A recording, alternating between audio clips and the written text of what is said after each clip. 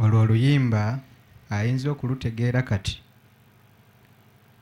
Omukulu Lugonvu Ssentongo Frederick.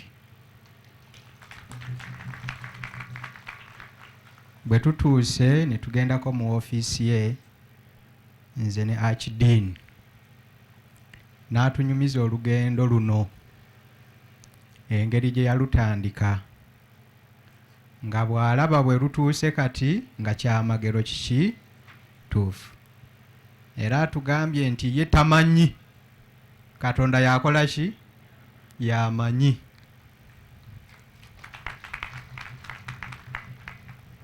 Sebo Archdean, Father Semwogerere Timoteo, Sebo Father Sekanja Coronadi bwana mukulu w'Ebukoto, Father Matia Kamlegea atwala ebyenjigiriza mu Butende Parish,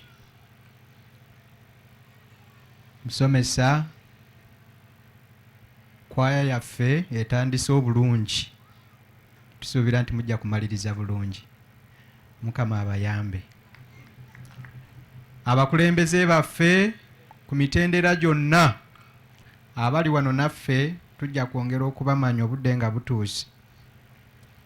Munzikirize mu linnya lya kitaffe omwepisikoopi Bishop Serverus Jumba mbaanirize mu kitambiro kino. Mu ngeri y'enjawulo kirabika onoobeera muto wange oba mukulu wange tujja bimanya. Lugonvu Ssentongo ate Bishop ye Jumba.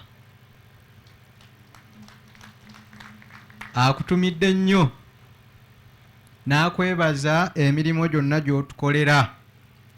Atandikira eri ku giri gy'okola gye tumanyi obulungi egy'okuweereza ku mpewo ku BBS terefayina eyaani eyaffe, ng'oweereza amawulire otutuusaako ebifa mu ggwanga. Weebale nnyo ate obiweereza bulungi.